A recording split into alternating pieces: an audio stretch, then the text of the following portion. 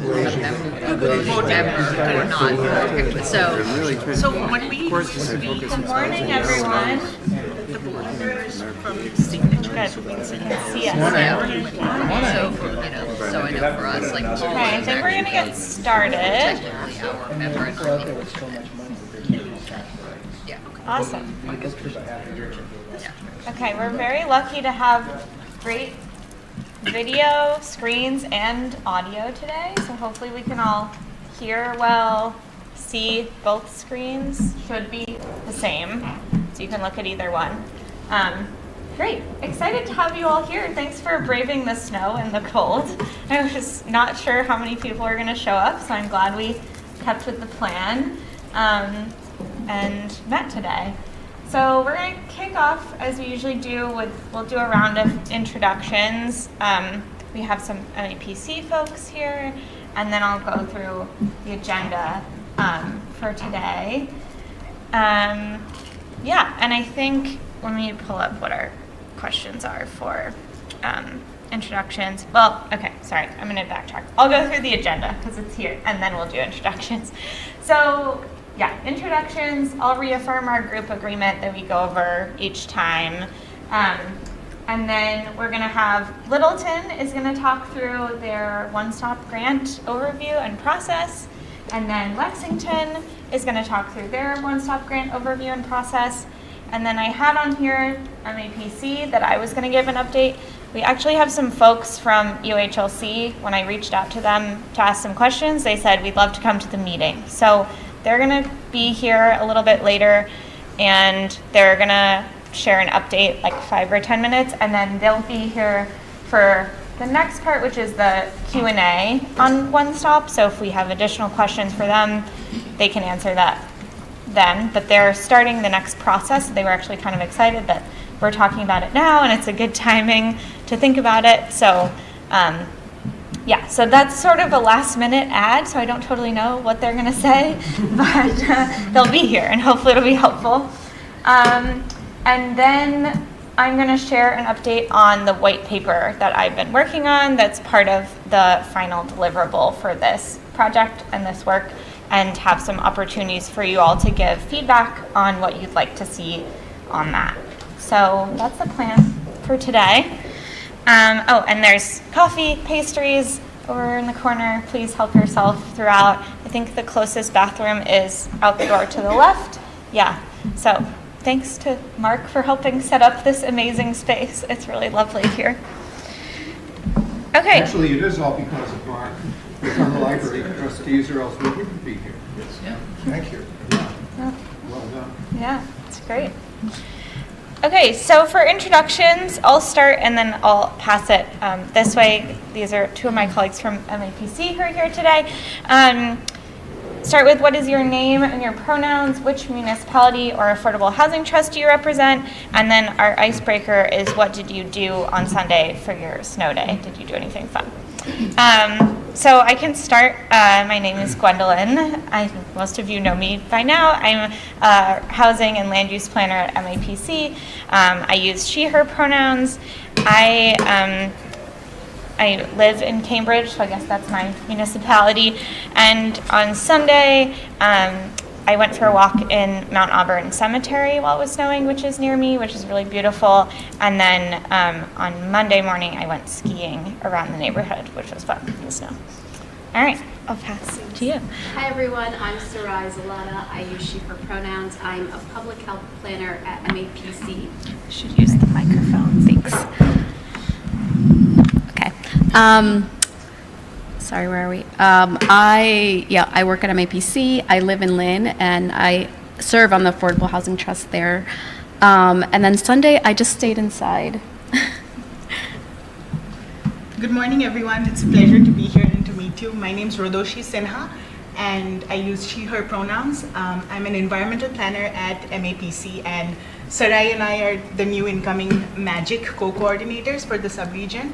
So very excited to be here in that role as well. I live in Cambridge, so it was gorgeous during the snow, and I had the luxury of being able to enjoy it from really large windows of my apartment.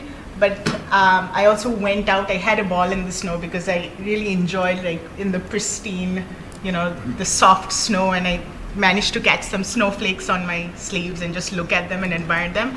And I do think I really ended up making a pretty good, in my opinion, solid meat and vegetable slow cooked stew. So I think that was my highlight of the weekend. So yeah, it was great. Good morning. My name is Jennifer Glass, she, her pronouns. I'm on the Lincoln Select Board and also chair of the Affordable Housing Trust in Lincoln. And on Sunday I was unfortunately nursing a cold, so I watched a lot of sports and wrote the annual town reports that I needed to write. Terry Morgan, she, her, and I'm representing the Lincoln Foundation in the town of Lincoln, and we're a member of the Housing Trust. And I love snow, and so this was heaven. We haven't had this kind of snow before, so besides pushing the snowblower, I went snowshoeing and cross-country skiing all around the town and around Walden Sunday and Monday, and I love it. It was great snow. My name is Jack Hume, and I'm new with RHSO. I've been there for about 5 weeks. Previous to that, I was with Montezut Regional Planning Commission, Leominster, Massachusetts, working with 22 towns and cities out there, including Devon's. And I retired a couple of years ago, and I'm out of retirement and loving it. And happy to be here on Sunday. I was watching the Patriots game in the afternoon. Go Patriots. Hi, I'm Christina Wilgren, she, her.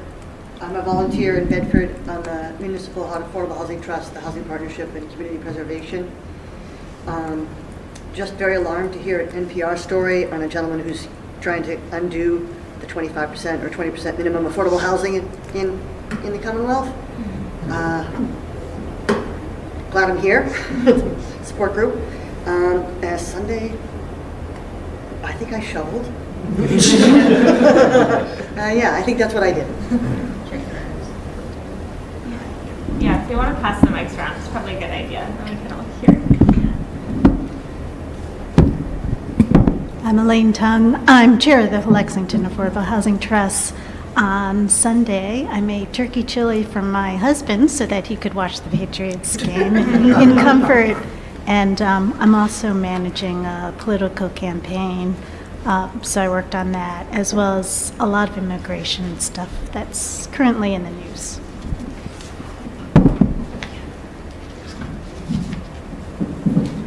Eric Salerno, the Housing and Economic Development Director of the town of Bedford. I use he, him pronouns.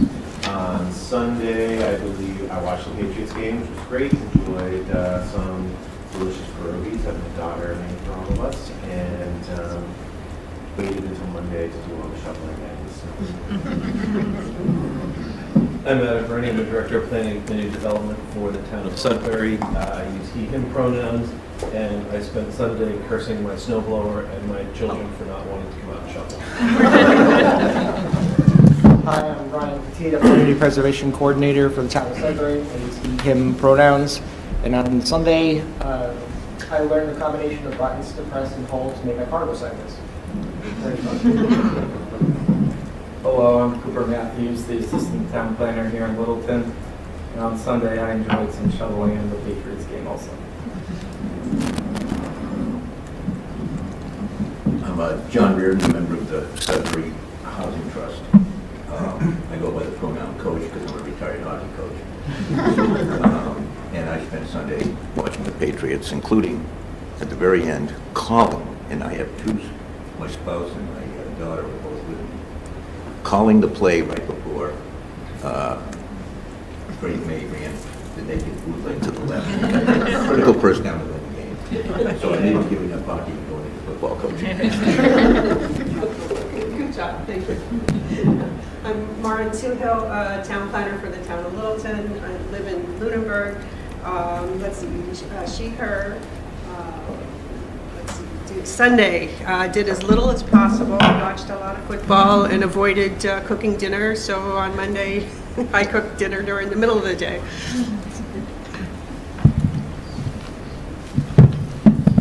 Marianne here. I am the chair of the Affordable Housing Trust here in Littleton, and she, her. And on Sunday, I went to a protest here in Littleton Common in the morning, braved the elements, and then watched the Patriots. Mark Rambucker, I'm on the Littleton Select Board and Affordable Housing Trust. And on Sunday, I went to the middle school musical where they did Shrek Jr.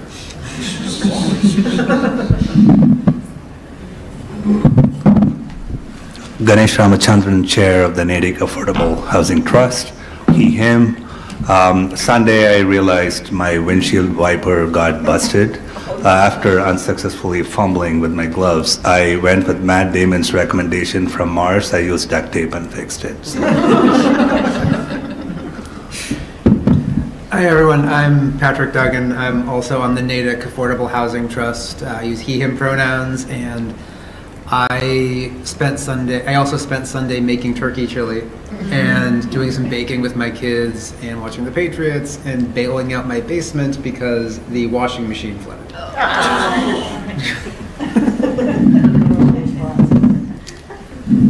Hi everyone, I'm Carmen Gentile, Sudbury Housing Trust and representative for the 13th Middlesex District, representing Concord, Lincoln, Sudbury, Wayland, and a little bit of Marlborough.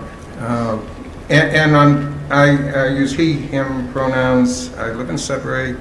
And on Sunday, after 3.5 hours cleaning my driveway and roof raking, which I hadn't roof raked for about 4 years or more, I don't. I started off with snowshoes, and then it was easier without the snowshoes. And I'm happy to be here with all of you today. I watched the Patriots after the workout outside, and I had the faith. My wife, she's a bigger fan than I am, but she was losing faith when they initially were behind, but I had the faith. Keith Bergman, Chair of the Concord Municipal Affordable Housing Trust. I'm a retired municipal manager, and when I retired from Littleton in 2018, this building wasn't here then, and it's just a beautiful, beautiful addition to the community. So congratulations. On Sunday, I did the roof raking too because I knew I was going to need to do it in even more the next day. So the snow is all a blur, what days it came. So looking forward to getting into double digits and staying there. So. Rich Feely, President of the Concord Housing Foundation and also a member of the Municipal Affordable Housing Trust. And I spent the second half of the Patriots game trying to figure out what the yard markers were. Awesome.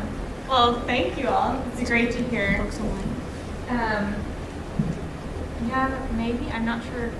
They're just joining. Maybe we'll just continue on. If folks online, you're welcome to put in the chat names, where you're from, and what you did on Sunday, if you'd like. Yeah, okay. I need to use the microphone, sorry. And we can take them out and pass if that's helpful. Okay, yeah, great to hear what you all did on Sunday. Mostly fun, some not so fun shoveling, but, Okay, I'm gonna move us to, well, first our group agreement. We've gone over this every time, but our agreement is to be fully present here as much as we can.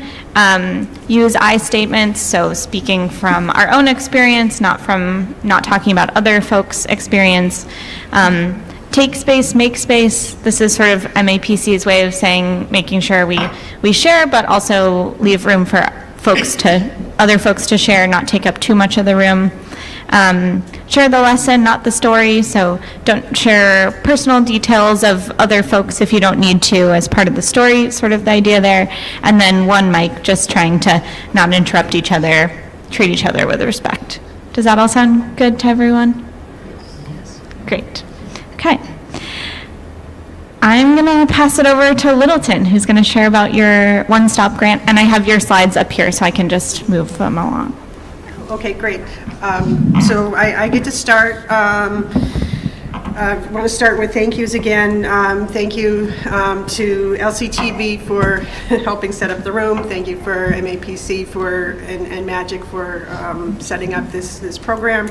And thank you for HLC for all the support throughout all of our work on housing.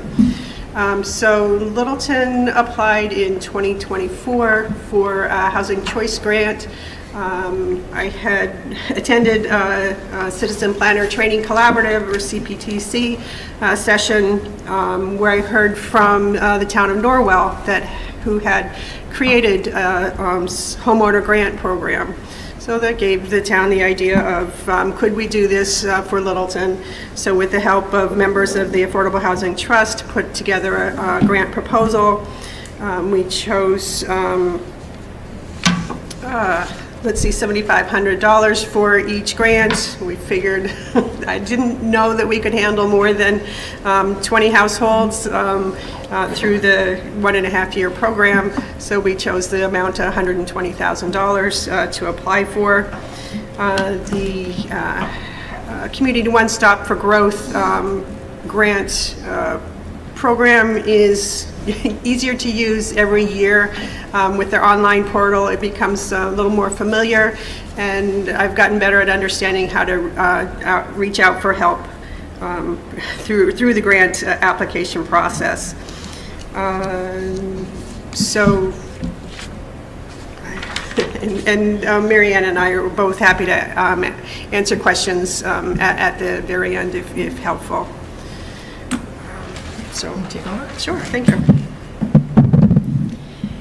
So once we got approved for the grant for $120,000, like Maren said, we had to operationalize, right, and put a program in place to be able to give the funds out. You can flip to the next slide. So we borrowed from other programs. We looked at other towns that had done this before, and we looked at our own rental assistance program and the whole application process, and we leveraged those two things to come up with some guidelines. We were already locked into the $7,500 because that was part of our application. But we looked at things like, is it a loan or is it a grant? Like, do we want people to pay it back so we can kind of, make it perpetual, or, is it really a grant?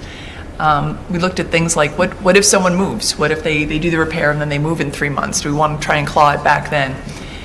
Those were some of the considerations, and a lot of discussion. We worked really closely with EHS, our Elder and Human Services. So those are the social workers in town. And they're the ones, again, in terms of thanks, like shout out to those folks and the building commissioner, because they're really the ones that do the heavy lifting. So as we put the kind of operationalize this, those groups do the upfront work, right? They take the applications, they process them, and then they bring them to the trust for approval. So it was a combined group that came up with the guidelines and the process, and then it's the trust that approved the process and then approved the applications when we met. So it was about, as Maren said, it was $120,000, $7,500. So we had up to 16, right? And it's not a huge number, so it was manageable, right, for us. We meet monthly. We decided to approve the applications during those meetings, but recognize that if there was something urgent that came up between meetings, we could do it via email or call a short-term meeting. And Mark and Maren, feel free to jump in if I'm missing anything here. It was a little bit complicated coming up with the steps. I think it's like 15 steps in general, because where do you insert the trust for approval? Is it before they get the estimates? Is it after they get the estimates? Does the town, the EHS folks, do they pre-qualify? To kind of give like that initial approval just to get through the steps to work with the building inspector and the contractors. So there were a few iterations on that, but in general, I think we came up with a pretty good process. Again, looking at what some other towns did and what we did for our rental assistance. And we're happy to share those documents if anyone is looking to develop a similar program. Let's see. And I think next we wanted to share an example. So, the next slide, yeah. So it says SGP03. One thing that we value is confidentiality, right? So the trust didn't know any of the applicants. They went through the EHS to process the application, and then we just numbered them, and that's how we managed the process. So this example that we're going to give, it was a 71-year-old single man that had a deck and a balcony that were in disrepair, really dangerous. The wood had rotted, and the deck had become the main entrance, right? So that was a serious hazard, right, for this gentleman. So we went through the process. He got the pre-approval from EHS. The building commissioner had already been working with him, so he was aware of the situation. They went out and got 3 proposals from different contractors.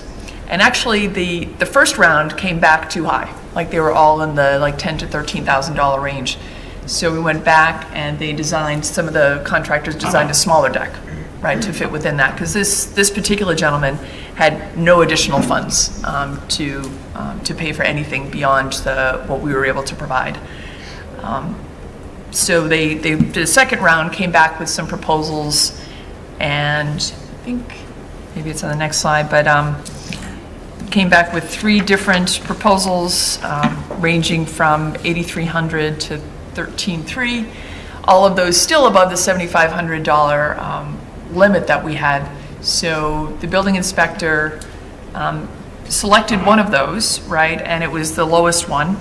And we found a local group in town, St. Vincent de Paul, that would cover the balance. So that's how we're able to make this work. So our Amy, I've mentioned her several times, she's works for EHS. She has relationships with other groups to kind of help to bridge that gap. I think we might have had one where Habitat jumped in to cover the difference too. So if it went above the 7,500, we found a way to do it. Yeah, I think we got 2 actually. 2 from Habitat? Very yeah. Yeah, so that was in general the process. We went out to the contractor, or we went out to multiple contractors to get quotes. They came back. The building inspector would choose one. It wasn't always the lowest one, but it was usually the lowest cost. Most of them came pretty close to the $7,500 limit, to say. So there was usually enough work. The ones that went over, we found a way to bridge the gap. What else? Yeah, we've got some great pictures of SGP. Oh yeah, yeah. We can if we want to flip forward. So the as you can see in the first photo on the top left, it was really in disrepair. There was just a lot of rot, and it was not a safe entrance for him for the home. And the contractor, the builder, just did a beautiful job with replacing the main deck and also the Juliet balcony, which I had to Google to find out what that was. I like to add, because we worked with the building commissioner early, like the building commissioner was vetting these proposals, he was coming back and making a recommendation. They also, I believe, waived the permit fees for us, but because we engaged them early, we got a lot of huge benefits, and they helped because they were involved in the process. It wasn't like we were dumping this on them at the end. So they were more than happy to step up and help us. Sure. But can I ask for clarification? So you're not having the end user go out and get quotes?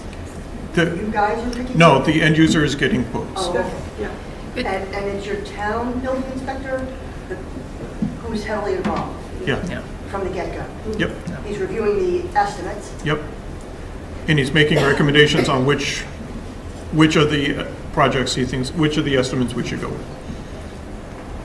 I love that, having someone who knows, some authority that can provide input. That's fantastic. Yeah, it was great having their involvement, and yeah, great partnership for sure. And then you worked with Habitat. Was it the Habitat, that other branch that does like home repairs? Not the building department, it's the home repair part. Right. Is that out of Greater Lowell, or is it a different one? I think that one's out of Leominster. Leominster, I think. Amy will be able to tell us that. Yeah. That's great. Yeah. And it was, I think Byron will talk more about this, but really successful. Got off the ground really quickly, and we went through that $120,000 really quickly, which was good. And next slide. We got a thank you note from the resident. It was very gratifying, so I had to share that. Yeah. So lessons learned. Am I back here? Yeah. Okay. So lessons learned include all the departments that'll be helping with this. Elder and Human Services to find the homeowners and vet them. Building department to provide their expertise. Planning, I got to push everything off onto the other departments except for the grant administration part of it. So, as Mary Ann said, be detailed with the program guidelines. One question we struggled with, can the household own more than one property? And in 2 different cases, we looked at the details. One, we had to say no when we were able to say yes because of some extenuating circumstances. So it was one of those it depends answers. Outreach went very well. We just used several different channels for outreach, email blasts, Elder and Human Services.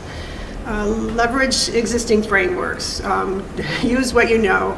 We started with the forms and application process that we used for the rental assistance program, which years ago we had borrowed heavily from the town of Boxborough. Let's see, we could have asked for more funding up front. Turns out we could have dealt with more than $120,000. And just a little bit of background, we did apply the next year for a continuing grant funds to continue the program, but that was not awarded. Obviously, they're very competitive grants, but the HLC was willing to fund this first round of the program as a pilot program, but they couldn't utilize the funds for these construction funds for an ongoing program. These capital funds for an ongoing program. The $7,500 grant, small grant limit worked, and it was very helpful to provide examples of work that could be considered health and safety improvements. It helped us, it helped the trust define the program, and it helped EHS work with the homeowners on what could be covered. And one thing I forgot to mention, when the working group got together and we were putting together the guidelines, one thing we considered was, should it be for seniors? You know, should that be part of the qualification? And we decided not to, right? It would be open to anyone.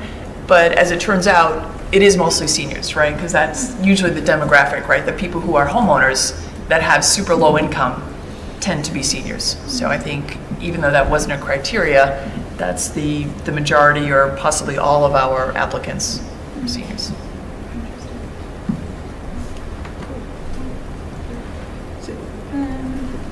Can we save questions to the Q&A? Is that okay? Or Oh, okay. just then we can do them all together. That's all right. And I'll just add in quickly that I think one thing we're hoping to ask EOHLC, I realized maybe I said the acronym earlier, Executive Office of Housing Livable Communities, for anyone who's not familiar with the state who's joining today. I think it would be interesting to ask them about like what opportunities are there for programs that are continuing, like you said. So hopefully we'll get some answers on, if that's a possibility and what is available there. Okay, I'm gonna pass it on to Lexington, and then we'll do Q&A all together at the end.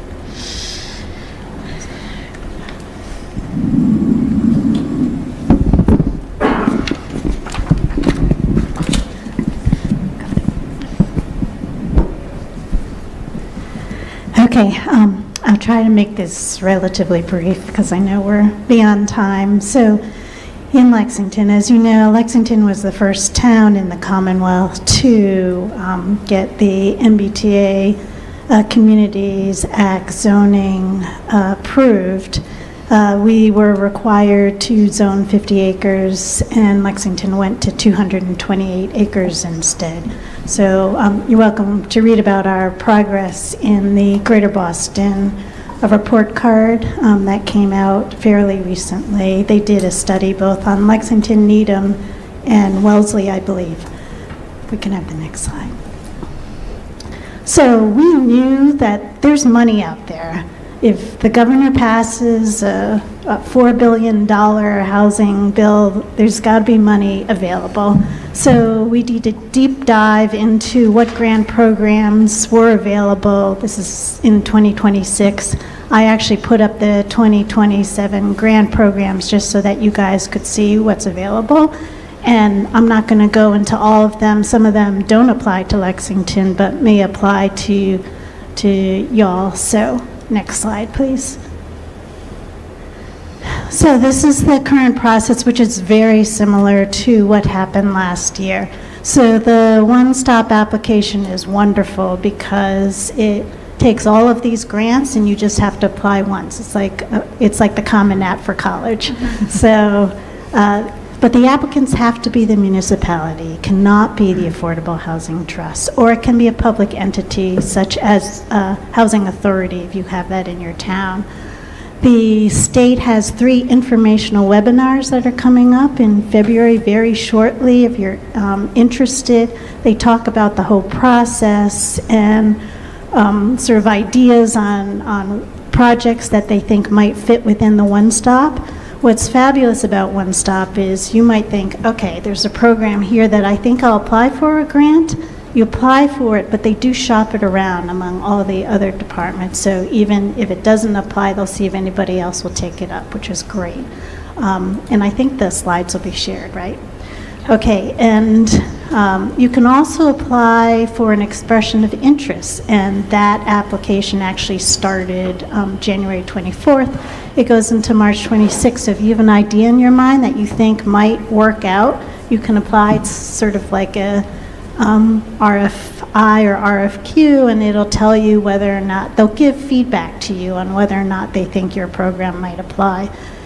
They also have virtual office hours for extra assistance, and the full application submission is between May 4th to June 3rd this year, and they will tell you whether or not the award has been granted around late September, beginning of October. Next slide, please. So what did Lexington look at? For us, we knew we had all these MBTA communities coming in. So under the first tranche, under our zoning change, we had about 10 applications for developments. There was a lot of concern in town among residents that where was this going to lead us? So they actually cut back on our zoning at last town meeting in April. And what that occurred is all the developers heard about this. A lot of homeowners who might have considered whether or not they might want to rezone their properties heard about this. So I believe we got another 17 applications, or people wanting to freeze that zoning before it changed in April. So those are in the pipeline. Those might not occur, but it's sort of, they got to freeze their zoning for 8 years under the last zoning change. So what can we do? So we're really focused on buy downs in Lexington because we have so many opportunities, and we're talking about buy downs from market rate to an inclusionary rate at 80% area median income, or else from deepening affordability from 80% area median income to even lower. We have among the 10 projects that were projected, some of which are not going to happen, but if all of those had happened, that was going to be about 1,100 units coming in. We have about over 12,000 in Lexington total, so it's a significant change, and of that we got 15% approved through HLC, so that was going to be about 160 inclusionary units. That's a lot of units coming at an 80% AMI, so we really want to focus on lower, as well as see if there's an opportunity to create more units. So first we look, there's MassWorks infrastructure program. grants are limited to 3 fiscal years that they have to be funded, and we actually decided that wasn't going to apply because they don't talk about buy downs. They just talk about infrastructure. It's more sort of if you want to improve like sewer, water and sewer connections to wherever you might be having a development coming up. Then there was the MBTA Communities Catalyst Fund. In 2025, there was a section in there that talked about buy downs specifically, funding a municipality if they want to do a buy down. Funding was typically between $250,000 to $1 million, and funds had to be dispersed within 2 fiscal years. Unfortunately, we found out that they changed the requirements and took out all the buy downs between fiscal year 25 to fiscal year 26. So this left us with the Housing Works Infrastructure Program. The state made some changes to that program which actually fit very well with us. Initially, it had to be only for public land, but they have changed it now so it can be on private property. So these developments are on private property, and they don't tell you, they do not get in between negotiations between the town or the Affordable Housing Trust and the developer. But what you do when you apply is you tell them this is what we anticipate the outcome to be. In our case, we anticipated the outcome to be that if the state funds the infrastructure costs and we would reimburse the developer, then we would create buy downs or deepen affordability. In Lexington, the developer is responsible for paying for the horizontal infrastructure, and this is only for horizontal infrastructure. So we have been speaking to every single developer that's coming through the town. So I think I've spoken to 14 so far. And we did have one developer who would fit. We love that the funds have to be dispersed within 4 fiscal years, gives us a lot more time, and funding typically between $1 to $5 million. So we had identified one developer that we think might be interested in this. It does take convincing for developers to do buy downs because they're not making money from this. So we have to convince them that yes, this is something that they want to do. It's good for the community. It's good for housing in general. And most of them are not interested in that. So we had this one developer, he had to buy in because he had to give us all of his infrastructure costs. He had to give us estimates from his contractor. He had to write a letter of support also saying that he's willing to do this. So we were able to get that. We actually didn't do any of the other stuff that I had said that the state had recommended that we do because it took a while to get this sort of up and running. We did speak to HLC beforehand because we're on the forefront. They had never funded buy downs to be used this way for MBTA communities. So we had a couple meetings with the state and they said, yes, this is something that we would theoretically fund. We had to get buy from the town. Actually, if we can go to the next slide, please. So it's really important that you get town as well as, in our case, the select board, because again, it's the municipality who applies, it's not the Affordable Housing Trust who applies. You have to start early. It took us, I want to say, probably like 3 to 4 months of talking to people. By the time we got that all set and the town said yes, because I had to convince the town that this is something HLC would fund. It was probably the end of April. And then, so I talked to the developer, that took about a week, and then we had about 3 weeks to put the grant together, and it's a significant amount of work for something like, for this type of grant. So, like staying up really late the night before when the power went out and using a flashlight. So, anyway, when you look at grants, they'll tell you okay, it's very specific in the criteria that they will fund you. And it's really important that you go through all those criteria. So we actually added on an attachment to our grant that said, these are all your criteria, this is how we meet or exceed them. If you look at all the grants coming up, the state's really interested for most of them, well, first of all, if you're an MBTA Communities Act compliant municipality, but also that if you're willing to contribute local funds, local cash funds. In this case, we got more points if we contributed 10%, and we went a little bit over that.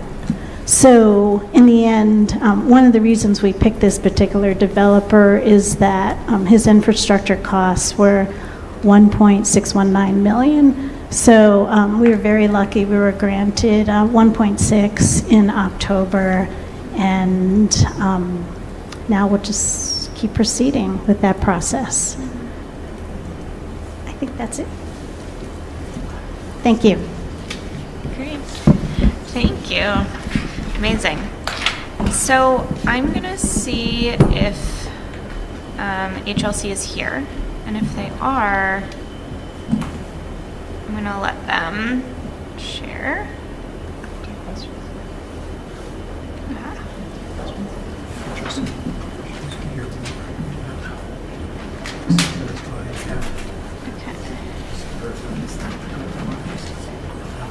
Awesome.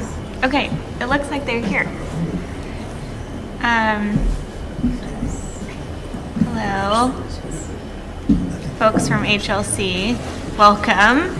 I see a couple of you joining in. Awesome. So we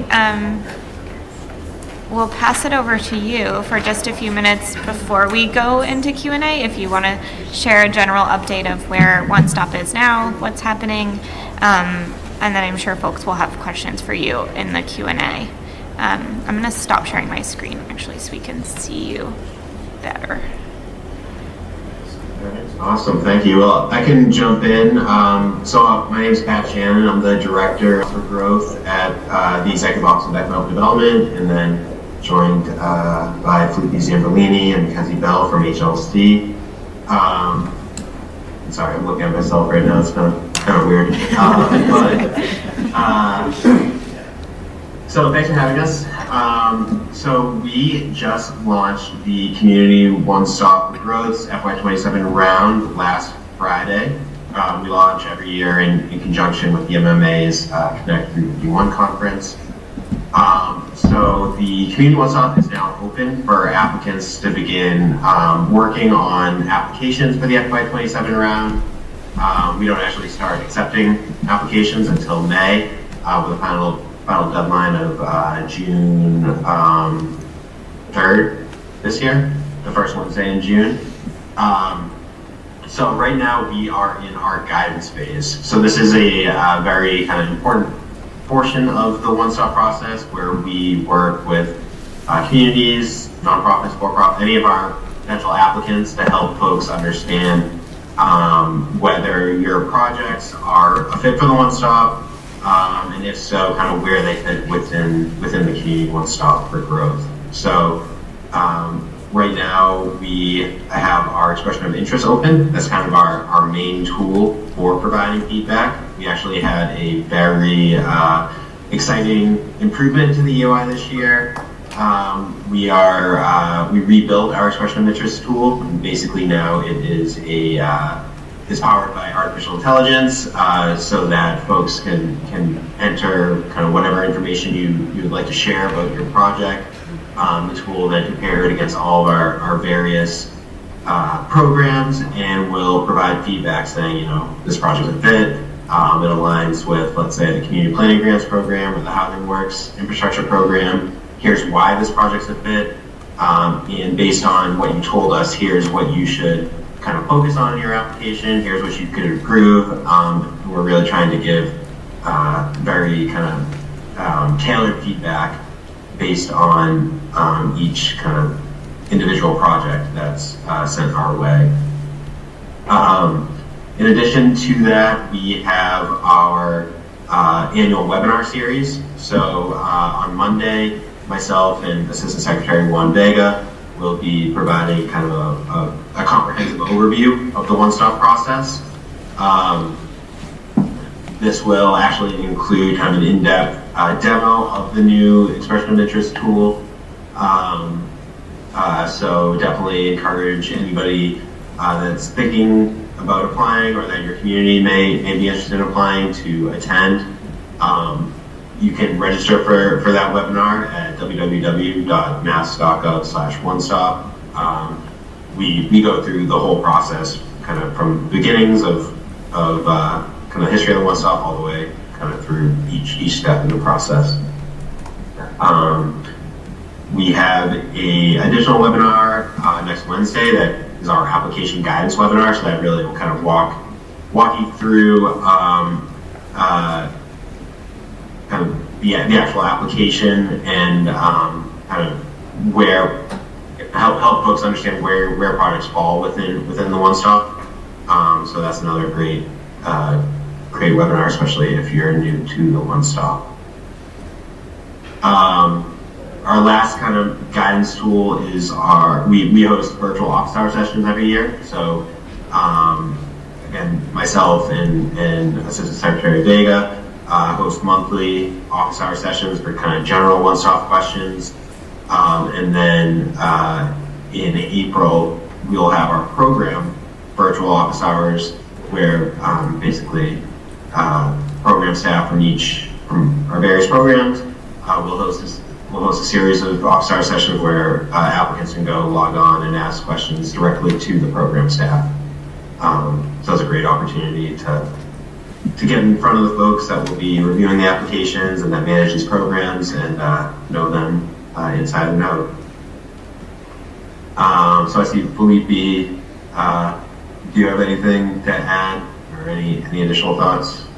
Yeah, that's a great summary, Ben. Good to see you all, folks. Felipe Zandolini, I'm the manager of the Community Assistance Unit, working with our team here at McKinsey and others on managing the agency side of grants. In many ways, I think the case study that you all got to see is a great example of some good practices and what to think about as the process goes on. A lot of opportunities for a lot of different types of applications to come through. We've seen everything from, a housing production plan to a site plan to actually putting infrastructure on the ground. And highly encourage folks to use these tools that Pat has walked through. I know there's some additional questions that got sent to us in advance, including where does the funding come from? Most of these grants have a variety of sources of funding, but all long-term planning. Housing Works, Mass Works, for example, those are part of the CIP. So those are part of our five-year plan. So these are really, really strong grants that have been supporting a lot of activities throughout the Commonwealth. We have occasionally communities that have never applied through the One Stop before. And if that happens to be any of you, we're more than glad to get your perspective or what kind of information you need to become a participant, or if you maybe you've never been a recipient before, that also happens. And we do like to make sure that we are, putting in perspective a really important perspective of regional equity, aiming for funding grantees that have never received the funding before. Of course, it depends on the application and the quality of the work you put forward. But at the end of the day, lots of opportunities for folks to get some great feedback before the application opens itself and we get to reviewing it. Awesome. Thank you all so much. Is there anything else you would like to add, or shall I move on to Q&A? Yeah, happy One Stop is with this group, but I guess I'll just say that we have 14 different programs across EOED, HLC, EOED's quasis.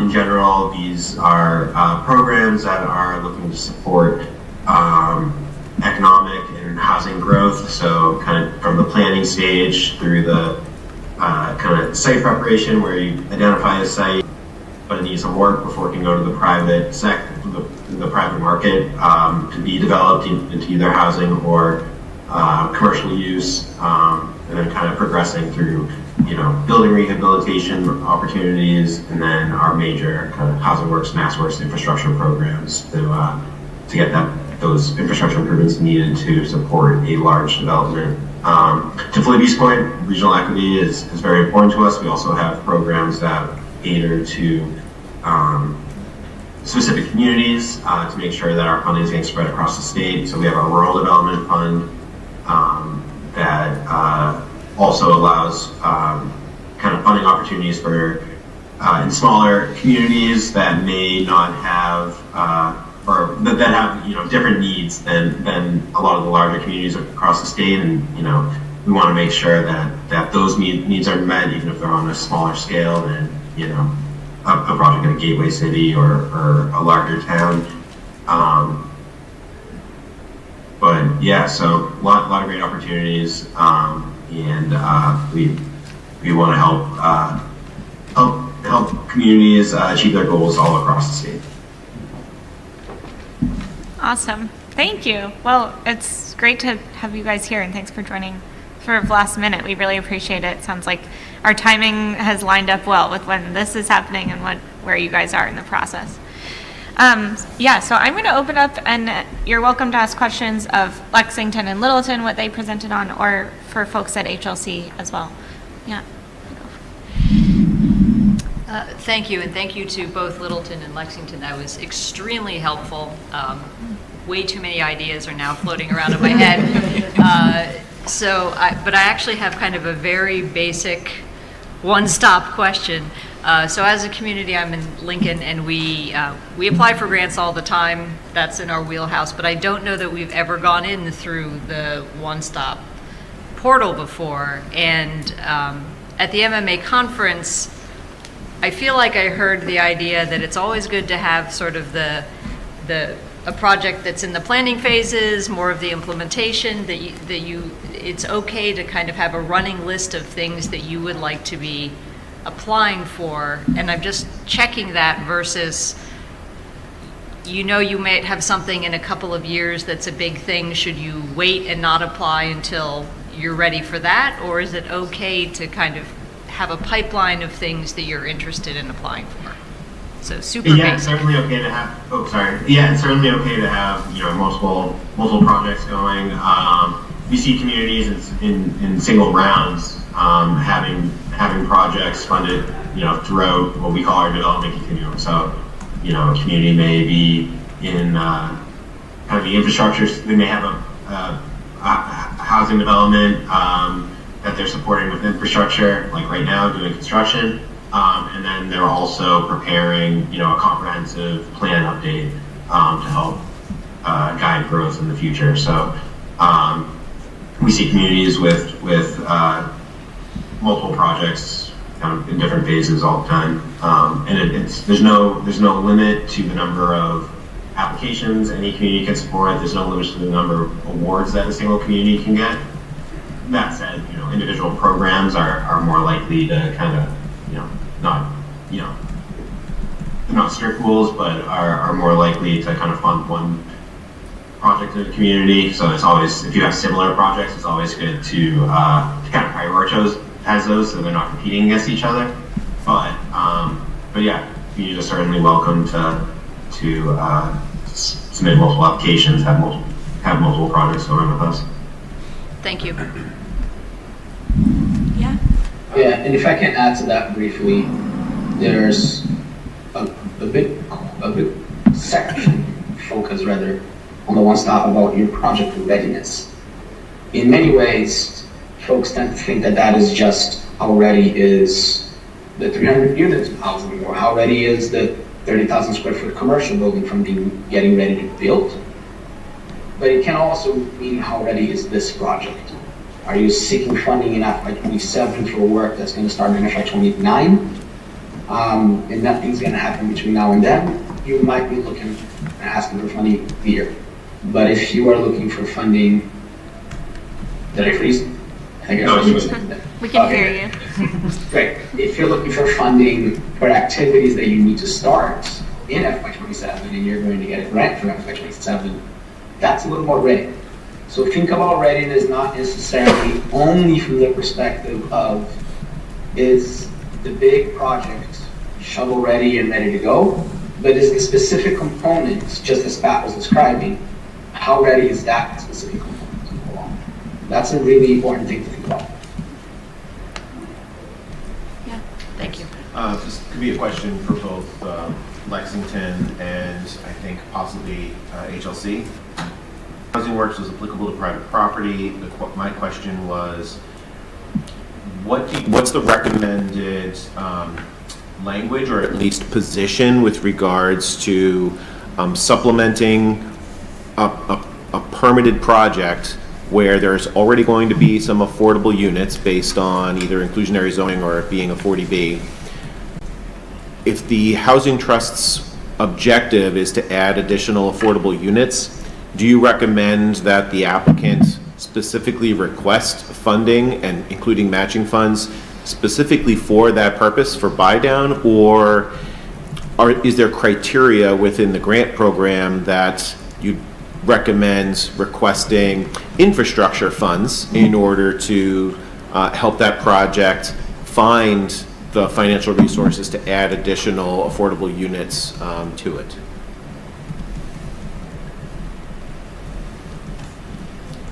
So it's more of like framing, right? You've got a project, you have a willing developer, we're trying to make the strongest application that's possible. Do we take the approach pure, we need funds in order to buy down additional units, or do we take an approach saying, look, there's this infrastructure cost associated with this project, maybe that fits the criteria better. If we got a grant for that, those savings would go towards a buy down on the affordable units as an exchange. I can try to take this one, and Felipe, jump in if you have anything else to add or correct me on. I think this is where we get careful about definitions of what we mean by buy down, because the Housing Works infrastructure program, and really any grant programs that are funding infrastructure category programs through the Community One Stop for Growth, are looking at horizontal infrastructure, like water, sewer, roadway and sidewalks, extending utilities.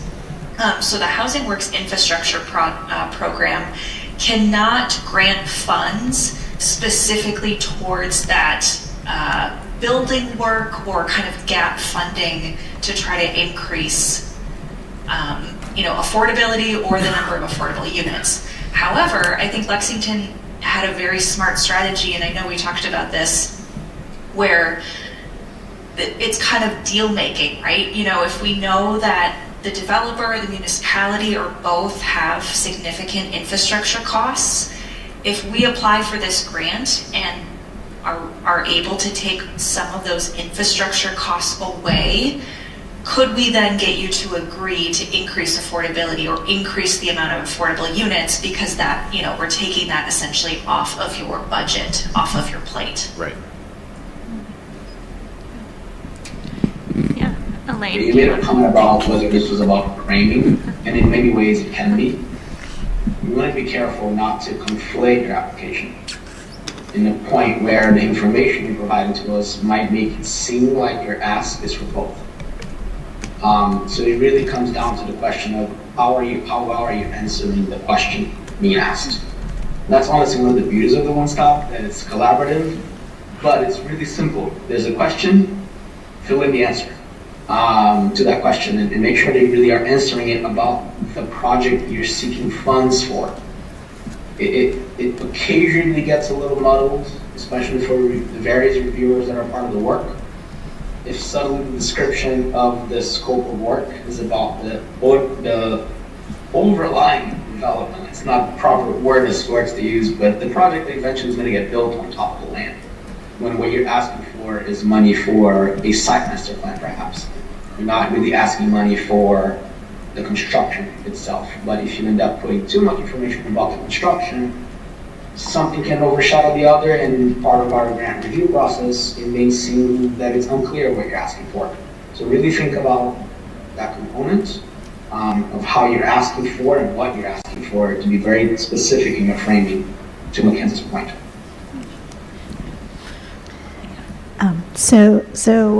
I had worked with Mackenzie. Hi, Mackenzie, and she was extremely helpful. I found the state to be extremely helpful in for us to decide what our framing would be, but it was definitely infrastructure. That's why I was saying it's so important to get a developer as a partner to understand the overall arching goal of what you're trying to do, but you are applying for horizontal infrastructure costs. And I think I mentioned before that the state doesn't get between a municipality and the developer in terms of, you know, any agreements we might have, which in our case was with respect to buy downs, but that's why it's so much work, because you do have to get the developer to give you infrastructure costs, development costs, all sorts of information. Thanks to you all. Yeah, I had two questions, one for the state and one for Littleton. You say that the Municipal Affordable Housing Trust cannot apply in the one-stop program, but a housing authority can, and I gather a town government can. What about a housing development corporation? We have a nonprofit that is sort of, as the Brits used to call it, a quasi-non-governmental organization that has been the small-scale affordable housing developer. Could that entity apply, or would it have to be the town that applies? So the One Stop as a whole, we do accept applications from all kind of sorts of different organizations, public organizations. I'll let Felipe and Mackenzie speak specifically about Housing Works and the HLC programs, but from the One Stop perspective, yeah, a quasi, as long as it's like kind of a public body within the community, they can apply. A lot of times, I think it makes most sense for the town to be the applicant. Felipe's nodding. I know that that's certainly the HLC's preference. But yeah, Felipe, can you weigh in on that? Yeah, I can expand that a little bit, and I'll let Mackenzie talk more about the specifics of our guidelines. All of our 4 grant programs for HLC have the same, generally speaking, the same eligibility criteria, so that's a little easier for focus just on the HLC specific level. But at the end of the day, think about who the contract is going to be executed with. The entity is the city. It's, right, the chief executive is really the city or town who the trust fund board is a member of that, is a body of that municipality. So think about it from that perspective, and so you can, there are questions that ask about the leadership of the project, right? And so if there is a housing production plan, for example, that a municipality is interested in getting some help, get a consultant on board, and they know that the housing trust fund board and planning board members and others in the community who are stakeholders and leaders in the community are very likely, because they've been appointed perhaps already or are going to be appointed or previously worked in a plan 5 years ago and now you're making an update to that plan. There's a question in the One Stop for you to allude to all of that. But realistically, the people applying, the applicant is going to be probably a planner from the town, and they're going to say that the municipal CEO is the town manager, is the select board chair, is the mayor, whoever the municipal CEO is at that level. But really, the details about who is doing the work, or the details about how the work is going about, that's really where the people you're alluding to are going to be definitely part of the application. But at the end of the day, the grants that we're issuing are likely going to be with a larger entity that is kind of the umbrella entity of all these other entities that are part of the municipality. Yeah, and then I'll just add to that in terms of actually completing the application. We certainly see fairly regularly, maybe a member of, especially for smaller communities, a member of the planning board or a member of a committee the town will kind of let them into the grant system under the town's name, and they can be the ones that actually fill out the application. But to Felipe's point, it's generally more clean, and if it's the actual municipality that submits in that situation. Okay, thank you. And my question for Littleton is, your $7,500 is $5,000 repair limit that our Housing Development Corporation has, but it's still kind of small change compared to something, say like a roof repair. And what, do you just turn people down? Does somebody try and put a funding package together that would enable that roof repair? What happens when you get a project that, unlike your deck where you could negotiate it down to something you could afford or nearly afford, where it clearly is necessary to save the house but is well beyond what you could do in a single project? So we knew, well, EHS knew that the program maximum was $7,500 going in. There were a few applications that went above that. I think Two Habitat repair program funded 2 of those, and St. Vincent de Paul funded 1 more. So the town didn't even consider any housing needs that, or repair needs that were much over $7,500. So that's definitely one thing that we didn't get at. So, I mean, you wouldn't take the, even if the project was clearly going to need more than you could do, you wouldn't take the lead in trying to put the package together? EHS did a lot of outreach to put funding together, but their outside resources are quite limited. So we talked about doing something for larger projects where instead of it just being a grant, it would be more like a loan, and we, a restriction on the house. It just turned out to be really complicated to do. Once you try and get the money back, the legal work and everything, and we were afraid of people being scared of taking our money. So we never really got into that situation. We probably should, as a trust, look at some of these larger projects. We just haven't had a chance to come up for air to see if we would have funding available to do something like that and how to make it happen. Basically, the only option for those folks is probably to look at a tax deferral to come up with a sum of money that would replace a boiler or replace a roof. Yes. Okay, thanks. We just had a question.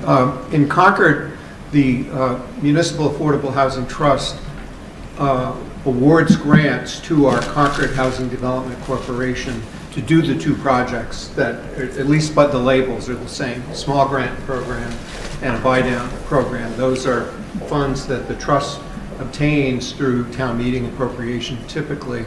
And in the case of the small grant program, which I think has been in existence for over a dozen years, we funded that program ourselves for the last 4 and set aside $115,000 over that 4-year period, of which, as Rich says, it's up to $5,000 per limit. We don't use CPA funds for that because we can't deed restrict them, and we've arrived at the same conclusion that getting the income eligible people to be able to fix up the place where they live and make it and address health and safety needs is the goal, not adding it to the SHI if it's not already on. So that's important. We're struggling though with what we call the buy-down program, which our Concord Housing Development Corporation does outreach to specific property owners, not developers, to try to acquire a single. In an ideal world, we would give them money with which they could just purchase that cute single-family home built in the 50s before it gets torn down to make room for a McMansion, and those costs we're now talking about needing $850,000 in working capital just to be able to pull that off. So I think we may get to do one more, but I'm not sure that we'll be able to be in the buy-down business for much longer. Yeah, I have another simple one for Littleton. In your application, do you just look at income vis-a-vis their tax documents, or do you look into assets? And if so, how do you define that? I think for this program, we just looked at their income. We didn't look at assets. That's good. That's what we do, because it seemed like a really quagmire if you tried to. The rental program was different. It looks at assets too, but for this small grant, we just, we wanted to make it as simple as possible. Quick follow-up for Littleton. Can you provide some information about your collection period for the applications and your review process? Did you do batches, and what exactly was the time frame like between launching the program and I guess encumbering or allocating a large portion of the pool of money that you had set aside or won? Go ahead. So the applications were first come, first serve. Let's see, the grant is a reimbursable grant, so as work gets done, the town gets the invoice, we can turn that invoice into request reimbursement from HLC. Meanwhile, our accounting department knew it was a reimbursable grant, so they're able to pay the contractor regardless of when the town receives the funds. There was another question in there that... Right, so did you, functionally, did you have to convene multiple times to review batches of applications? What was the burden and time like in terms of executing on the program? So the Housing Trust generally meets once a month, and most months since the program started, February of 20? Last year. 5. There was usually an application or two every month. Okay, thank you. I will say we also reached out to contractors beforehand to tell them that we were doing this program, and that they could, when they're working with the homeowners on potential projects, to potentially bring it back to us. So we tried to get out all the information we could to all the different groups, and we had no trouble finding the families. Originally we thought we'd have the money to go for 2 years, and we were worried about spending it all. We went through it and we have one grant left after 9 months. Okay. So. My question kind of builds on that. You mentioned that you promoted the program actively through a number of channels. In Natick, we have a 2-year grant that we're getting the money for any day now to do a rental assistance program, a temporary program for people who experience a financial hardship. We have the same worry about burning through the money in a matter of days. I'm curious to know how you actually conducted your outreach and through what channels, because that's something we're actively deciding right now at our trust. So we published it in the town. We have a monthly town newsletter. We put the ads in. Went into the Elder and Human Services have a broadcaster they send out every month. It was there. It was on all the bulletin boards. Cable TV ran slides. It was everywhere we could figure out to post it. Okay. Just to mention EHS again, I think when we were even looking at this program, they already had residents in mind, right? Folks that they had just worked with through normal outreach. So they were kind of teed up and ready to apply. Okay. Yeah, go I'm for it. sorry to toss in one more question. Were there any restrictions on the applications about benefiting or having received funds from any previous programs? No, in Littleton's case, no.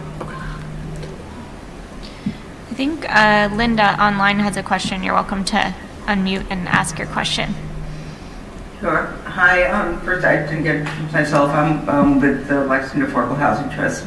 I'm the vice chair. I have a question about the approvals that the trust does, and to the extent what kinds of information you're getting. Are you approving the applicants for eligibility for just the work? Just trying to get an idea of what. I understand that the applications are confidential, but what is the actual approval process, and what kinds of authority does the trust have? The Affordable Housing Trust set the program up so that EHS would do the vetting of the applicants, make sure that they qualified. Then they would bring the applications to the trust. The applications would include just generic information about the household, the preferred scope of services from a contractor, and the just information about the income, so that it was clear to the trust that the household had been vetted. And Go ahead. Sorry, I was just going to say, and also to make sure that it was health, safety improvement, right? That it wasn't cosmetic, that it was something that was essential. You know, we did ramps, we did, like one was moving a washer dryer to the first level, right? Because the basement was unsafe for the person to travel to. So that was something that we discussed also. Is it really an essential improvement?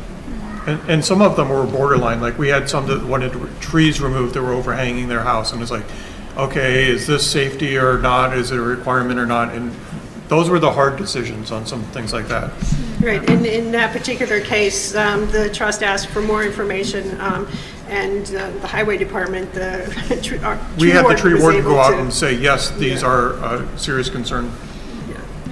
I have a question online, and then I'll go to you. Kristen, did you want to jump in? Hi there. Yeah, I'm Kristen Guichard with the Regional Housing Services Office. I thought I could just add a few additional comments, only because there's about 6 communities in the RHSO that have small grant programs, and I think Keith had mentioned Concord, I think, is dating back to 2015. So they've been operating for quite some time, and they all operate slightly different, but the RHSO reviews the applications very similar to what Littleton was saying, to make sure that the confidential information is kept back, but then we fully vet them and then provide that to the Housing Trust. So we're following a similar model in most of those communities. I think there was a question about assets. There are some communities in the RHSO that include a 2% of home equity when looking at the qualification, and so they're looking at what percent AMI and then including 2% of home equity. So some communities restrict to 100% AMI, others restrict to 80%, and some at 120. So it's all a little bit different, but those are other considerations that communities can look at when trying to structure a program. I'd be happy to also send Gwendolyn this nice kind of summary sheet of how each community operates and the different eligibility criteria, maximum funding amounts, and so forth, if that's helpful for everyone. That would be, that would be great. We're getting some nods, so yes, would love to share that. And then I also didn't know if, I know Littleton had this pilot program. They were able to get funds through EOHLC. We had some discussions about whether or not, could we try to get this for a regional program? I think the answer was no. Unfortunately, that's not really what these funds are for moving forward. So just to make sure that that was clear and that we understood it correctly, so that the other communities are not, I think, looking towards the one-stop to help augment some of the small grant programs, and just to make sure that was clear with the OHLC since they're here would be great. Thank you. Thanks, Kristen. Yeah. The previous speaker just addressed all the questions I was about to ask, so that was perfect timing. Thank you, RHSO. Kristen is great. Any last questions? I know we're approaching our last 5 minutes here. Yeah. I think Kristen was actually asking for a response from EOHLC on their understanding of whether the one-stop grant program was viable for small grants for communities or not. Yeah, did any of you want to comment on that?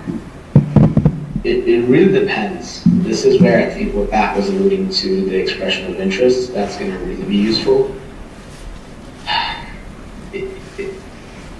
It's really hard to give a definitive yes or no. I think Kristen may have sent some information earlier to the team on the possible. Is that correct, Kristen? You sent something over to us, and that was a little. Yeah, we had some discussions, I think, with Mackenzie in a meeting about it. Yeah.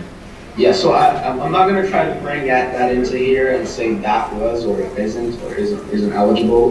We do know that you're putting together that matrix, which is really amazing. Honestly, we'd love to see it too. And to show the team here. But generally speaking, to answer that question, the very first step to take is complete an expression of interest.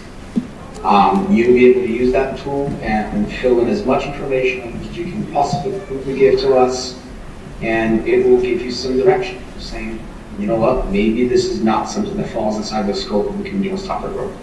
Or it might say, this is at the cusp of what might fit the following grants, or it might be a perfect fit, and here's where it might be, and here's some feedback and things for you to consider.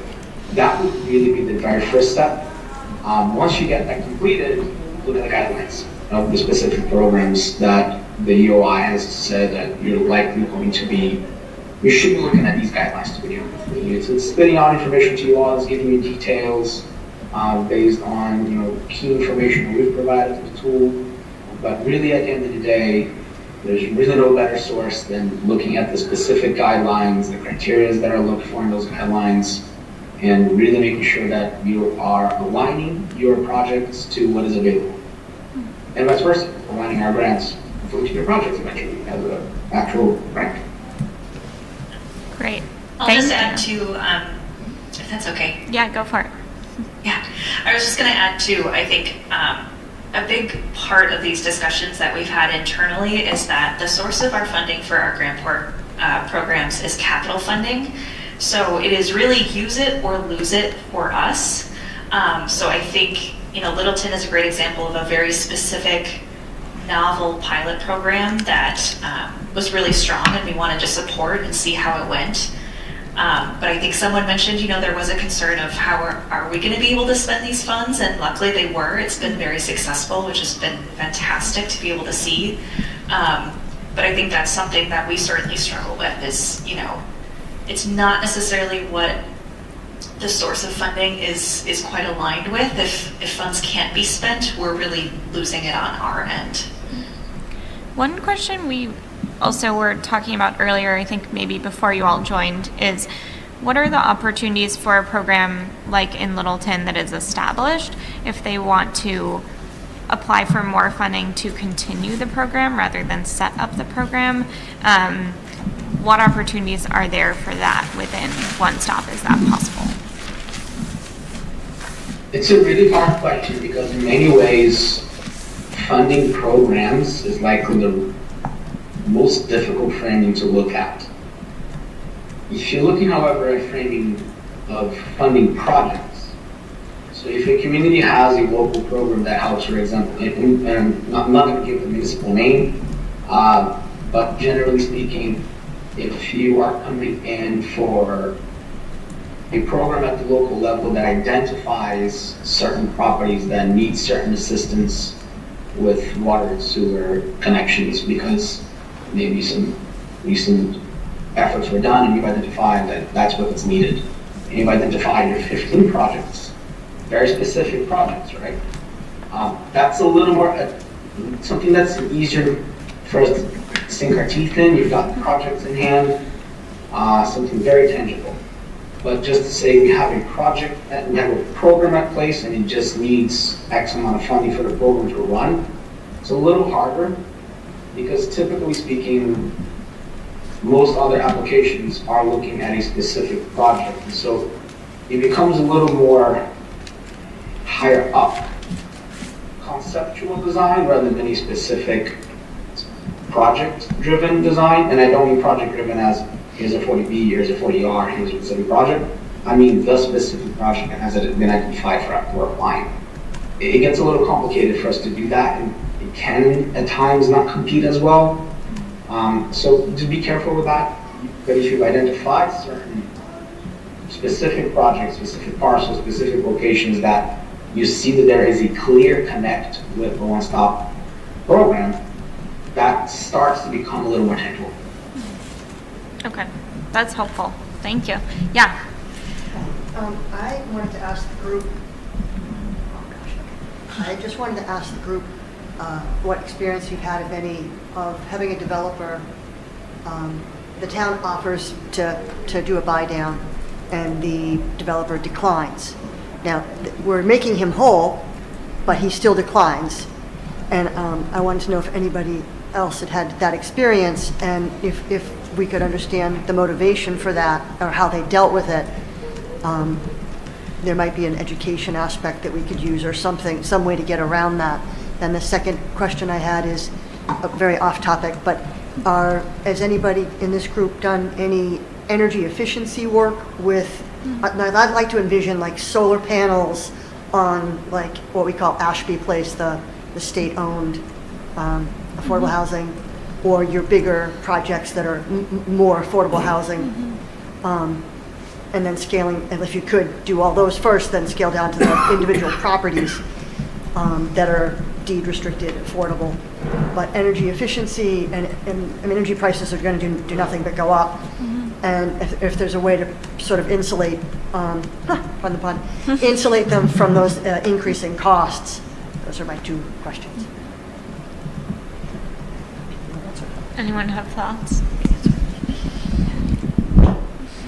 So again, with buy downs, speaking, most developers are not interested because they're not getting anything out of it. It really, again, is convincing them that the mission is important, that we need more housing in the Commonwealth, and we need more specifically affordable housing. And how, so part of what we discuss with them is, it looks great to the community if you are going beyond what's required by the town's inclusionary zoning. So that's convincing them to do that. I have just one other, and I have something to ask. Attitude questions. I'm not answering that, but go ahead, Linda. I just add that in Lexington's case, because we have so many units coming on at 80% AMI, occasionally there has been some concern by developers that, oh my gosh, there's so many units coming on, they're thinking about competition. I mean, no one knows exactly when they're all going to come on it in terms of timing, so there's some tool in terms of saying if you vary the AMI levels, it may be better to have a mix of unit eligibility by various income levels. So that's been one piece that's been helpful in terms of just adding an argument for at least buying down from 80 to 60, but it really is because of the quantity of 80% units that are going to be coming on. That's right. One thing that we spoke to developers about is if you add on units at lower AMI levels, because the demand is actually greater, even greater at lower AMI levels, that helps them rent the properties. This is with rental properties. So, but it's a lot more resistance with ownership. And for a developer, not only do they not get anything, you often create more work for them. Because they create a lottery system and all of that.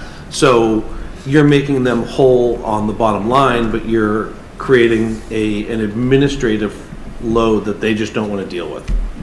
That's correct. It's difficult. Don't they just shop that out to another like RHSO, impact RHSO? Sometimes, but that costs money, and so it just becomes something they don't want to deal with when they can sell it or rent it at market rate and just be done and do this. I don't know if there's a region, have a good list and a bad list of developers, and sort of encourage those who, take a look at the track record and ask, what is your willingness on a scale of 1 to 10? And then have the town, if they have an RFP or if they have some input, to try to encourage those and support those. So every single developer that we've spoken to has never even heard of this concept. It's just not prevalent out there. Yes. And not being willing to participate in a buy-down doesn't make you a bad developer. No. It's a business sense. I mean, I've dealt with developers who were like, yeah, we'll do 30%, and they were terrible. I mean, gas meters rusting after 12 months, like stuff that just shouldn't happen. So I think it's more of a mentality shift, and there needs to be a more widely accepted willingness to do it, or maybe there needs to be a better system for working with them on the administrative load and cost of the lottery system. And frankly, I think there's a lot of structural issues with the way affordable housing is managed from a state level that I think is going to be a much more challenging shift going forward than just convincing developers to take buy downs. I sort of feel like we have to sort of dig at this, what I would consider to be a wound, so that we can figure out, like, how do we make it work? How do we make it work for them? How do we make it work, what are the problems that why they're saying no? And I understand that part of it is there is some sort of prejudice against low-income people. 80% of AMI here is not really low-income. But I think... You want to speak into the mic, please? Thank you. Just try. I just think we have to try to figure out a way to figure out what the problems are and find solutions to them. And so that's why I'm trying to ask the group, like, what has your experience been? And how do we educate? I didn't even realize that developers wouldn't have heard of this concept of buy downs. Because I'm on the other end of it, But I do think it's easier, like once we got the first developer, then you start saying, well, other developers have agreed to it, so starting to get, slightly easier to get people convinced that this might be important. We're also working closely with the planning board, who has to approve all of these, so we're getting them to sort of put some pressure on the developers as well from their end. So I think if you can integrate, and then also, of course, the planning department, if you can integrate all sections of the town to get behind this rather than just you being individual, it really helps. Yeah. I was going to say that getting good press for the developer who signed up for this would be go a long way too, right? At your ground, at your ribbon cutting, get the office of EOHLC to be there, or get the governor to be there. Get someone to be there to promote that, look at the wonderful job that this developer did on this project with these guidelines, and the buy down, and and that will get more developers behind it once you know that there's success in. Yeah, that's great. Maybe this is a discussion that we have at our next meeting, is talking about working with developers and how to get them to participate in this work. Does anybody have any answers to the energy stuff? I don't know that anyone jumped in. That's a good question. But we're past time, and I want to note that, so I want to respect everyone's time. But if you have more questions on this, you're welcome to send them to me. If we have more questions for folks at HLC, I can email them if you want to share any further questions with me. And I think it sounds like Kristen's going to share her resource with us, and then I'm going to share the slides, and Elaine very nicely put a bunch of links in the slides to funds, so definitely worth taking a look at there. I didn't get to talk about the white paper, so I'll send that out in an email.